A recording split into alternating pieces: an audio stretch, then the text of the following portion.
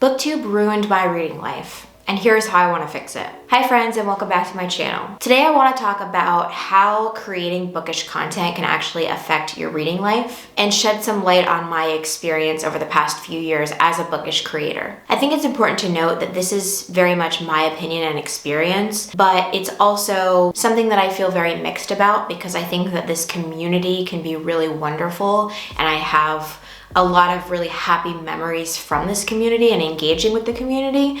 But I also think that the pressures of social media and the ways in which we kind of commodify our reading are problematic. At least they have been in my life. So that's kind of what I want to talk about today and shed some light on. So for some context, I've been creating bookish content on some level since 2019, and I really dove into the world of tracking my reading and posting on YouTube in 2020. So I actually didn't discover Goodreads until like 2018 or 2019, but I actually didn't create reading challenges or goals until 2020. During 2020, I read so much because we were in quarantine and I had so much free time and it was escapism.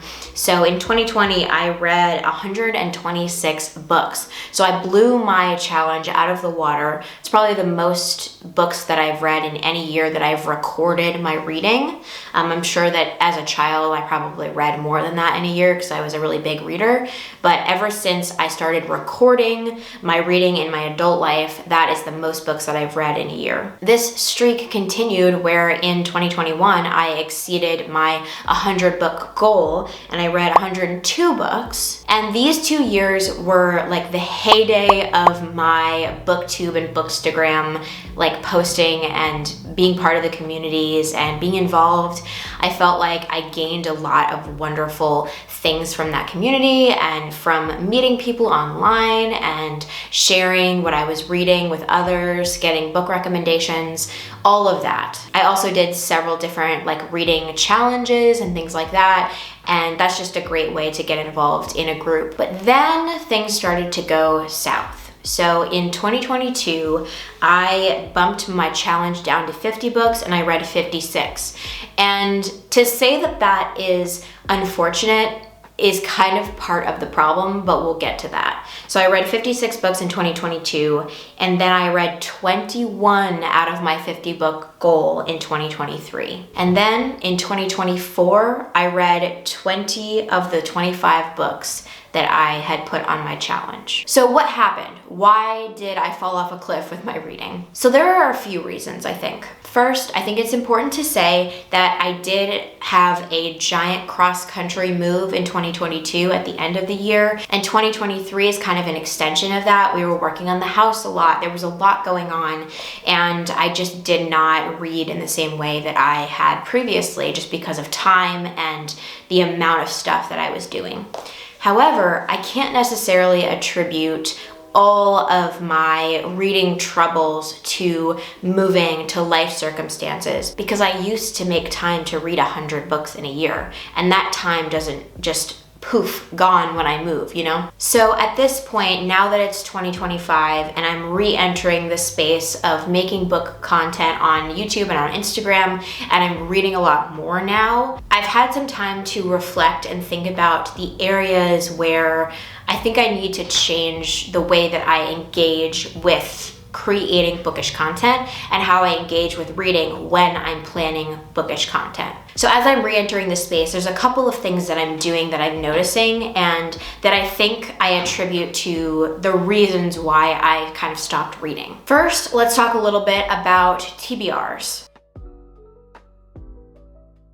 So the concept of a TBR is it is a video or a picture or a shelf of books that you plan on reading. And that can get as broad as, oh, this is my TBR shelf and all the books that I have that are to be read. Or it can be something that is a monthly or a weekly thing where you're saying, these are the books that I want to read this month and here's the stack. So I would say that I am generally a mood reader, and my experience with TBRs is as soon as I put it out there that I want to read these things, all of a sudden I feel hemmed in and I don't feel like I actually want to read those things anymore. Yet I keep making TBRs because I think that that's something that's very common in the YouTube and Instagram space, and I think that it can be fun to share what books I'm interested in reading, what I plan to read. And as someone who really loves planning, it feels like a natural extension to plan my reading life. It also helps me to kind of share the projects that I have upcoming and kind of tease books that I might be talking about in the future. So I definitely understand why people do TBRs and why I've done TBRs in the past. But I think that this actually hinders my ability to pick a book that I'm really interested in or excited about in the moment and just enjoy it purely because I want to, not because I feel like, oh, I told YouTube or I told Instagram that I would read this book, and now I feel like I have to deliver on that. Even though in reality, no one else is putting this pressure on me. I'm putting this pressure on myself and my reading life. Yet I still feel like I need to deliver on the things that I told you that I would be reading. And if I don't do that, I feel like I've failed in some way. So though I feel like TBRs can be interesting or helpful, I'm starting to wonder if I need to kind of pull back from that and focus more on reading whatever interests me that month or that week, instead of saying, hey, this is what I'm planning on reading for this month. It's something that I'm still kind of considering, but it's a thing that I've noticed that really does seem to hinder my enjoyment of a book. All right, next up, let's talk a little about Goodreads and the concept of tracking the number of books that you read. So I was homeschooled, and my mom actually did track all the books that I read as a kid. So I have a list of hundreds and hundreds of books that I have read over time. And coming from that background, I think that it is super, super nice to have a place where you can say, these are all of the books that I have read. I have a list of them. I know what I've read. I can come back to them if I need to. I can share the list of children's books with my future children. I think there are a lot of positives in recording the books that you read, especially as someone who really likes scrapbooking and memory keeping and ephemera. I like the idea of keeping track of movies you watch, music you're into, books you read, anything like that, because I think it's a time capsule for your life. I also don't know that the concept of Goodreads challenges are necessarily negative in and of themselves, because it's nice to be able to set a goal for yourself and, exceed that goal or meet that goal. However, I think that it can cause a couple of different behaviors in your reading life. So when the focus is on hitting a certain number rather than on enjoyment or learning from a book, it becomes a lot harder to take the time that you need to take with each book.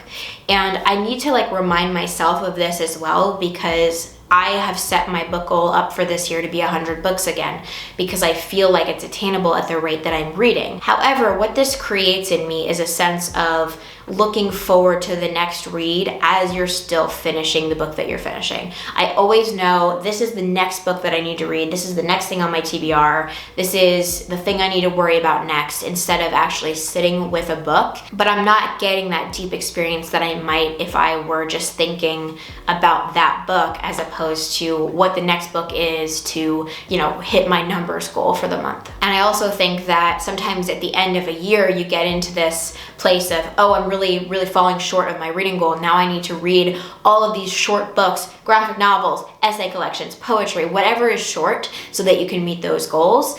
And even if that's not something that you actually want to read, as opposed to reading, say you wanted to read a long book and you were waiting for the end of the year and you're excited about this book, it just came out, whatever the circumstances. Now you're too worried about reading all these short books, because one book, even if it's long, still counts as one book. And it doesn't really make a difference how long it is, because on Goodreads, it's still one book. Kind of tangential to the Goodreads conversation is the DNFing books conversation. So this happened recently where I had a 16-hour audiobook that I was listening to, and I read halfway through the book and I really, really was not enjoying it. And I just felt like, if I didn't have a Goodreads goal to meet, and I didn't have a TBR to execute on, and I didn't want to talk about this book in a future video, I could probably DNF it. I think that sunk cost fallacy kind of comes in, where you're already this far in and you might as well finish it so you can talk about it and so you can have that number on your Goodreads. And I finished the book. And you know what? I gave it 2 stars and I really was disappointed by it. And I think I could have used that time better with a different book or just with something else as opposed to reading this book that I didn't enjoy. Even though there's lots and lots of other books that I could have talked about instead of this one book, I still felt like I've already gotten this far. I need to be able to use this for something in content. And I think that that kind of comes down to the core of my issue with this is instead of reading just because we love to read, we start to read for the sake of content. And that can appear in several different ways. So it can appear in the sense of reading a lot of books to try to meet a Goodreads goal. It can be trying to finish a TBR even if those books are not what you're interested in at that moment. And it can also be reading trending books that you're not actually interested in order to gain followers, views, and to avoid any bookish FOMO. I think a lot of us still fall into that reading popular books kind of trap, where we're interested in a book that we see online, lots of people are talking about it, and we wonder, oh, are we gonna like that book? So we end up reading it. How I engage with popular books online is a little bit different. I think that I really only engage with popular books that are still in a genre that I'm interested in or a topic that I'm interested in. If a book that already sounds good is really popular, then I'll definitely still read that. Or on the flip side, if a book gets really popular and it sounds really interesting to me personally, then I might engage with that. I think that I fell a little bit more into some of those popular book traps when I was starting out with my BookTube and Bookstagram. But now I feel like if I see a book that's really, really doing well on social media, I will probably look it up and see if it's interesting to me, but I don't necessarily feel the pressure to read a book that's really outside of the scope of what I would normally read or what I'm interested in just to engage with social media. Like right now, what's popular is like romantasy and fantasy books, and people are talking a lot about specific series in those genres, and those are just not things that interest me. So if someone is reading it and it's getting a lot of hype, and I know that if I posted about it, I'd probably get a lot of views, that just doesn't entice me anymore, and I feel like that is progress for me. But I think that that's something that we all need to look out for because, you know, we want to be relatable and we want to use a trending audio and read something that's trending to get those views and to get that reach. But ultimately, it's at the cost of enjoying your reading experience, and that's not worth it to me. So how did all of this lead to my burnout? I think that there's a lot of pressure that we put on ourselves when we try to commodify our reading life, whether that is gaining a profit or gaining views or recognition, whatever that is. Whenever reading becomes something that is possibly performative rather than just for ourselves, it is very easy to get lost in that and to eventually burn out because you're not engaging with your hobby anymore. You're creating work for yourself. And I have fallen into this time and time again where I will have a really big interest or hobby and I will try to use that to create content or to profit off of it or whatever that looks like. But ultimately, it is so important to have hobbies that are just hobbies. And obviously, as I'm making this video, reading is not one of those things that is completely private and just a hobby. But I think that there is a way to have your hobby and still make content about it. So what I mean is, instead of reading with content in mind and thinking about how you can turn your reading into content, think about what you want to read and read it and enjoy it, and then make the content about it if you want to.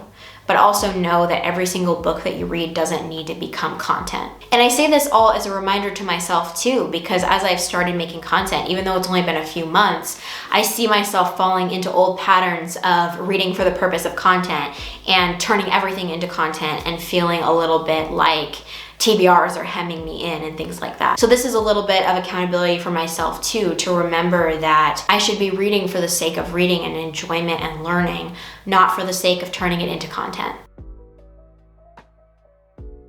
For me, I also think that this might look like ditching TBRs. I may not want to continue creating to be read piles and putting that out there because it adds pressure to my life. I want to have the ability to mood read and to decide in the moment what I'm excited about. Besides a few books for like book clubs and things like that, I think that there will always be a couple of books a month that I end up, putting on a not official TBR, but that I know I need to read because I engage with buddy reads, I do book clubs, things like that. So there will always be those kind of books, but it's starting to feel a little bit unnecessary to create these like specific TBR videos. At the very least, not every month. I do see myself continuing Women's History Month TBRs or Women in Translation Month TBRs, but I also need to give myself room to know that no one else is locking me into a TBR if I say that those books are going to be read. So even if I do post a TBR, it's not necessarily trapping me into anything. And finally, I think that I need to focus a little bit on reading at a pace that I feel comfortable with to actually absorb and enjoy a book rather than racing to the finish line to try to, get to 100 books. So in the future, that may look like reducing my Goodreads reading goal and then being able to exceed that if I am able to or if I want to. But I don't think that that looks like actually trying to not read a book. I think that it's just knowing that I'm allowed to have other hobbies. I'm allowed to watch TV and not feel guilty. I'm allowed to go out with friends and not read for a day. And I don't need to feel guilt for not reaching certain goals. So in conclusion, BookTube and Bookstagram are awesome communities, and I found a lot of really great people and support through those communities. But I think that they create a lot of pressure for ourselves and our reading lives at times. So it's something that we all need to be conscious of. I need to be conscious of it. And those were the steps that I think I'm going to take to work on that. So anyway, I really hope that you enjoyed this video. If you did, feel free to like and subscribe, and I will see you in the next one. Bye.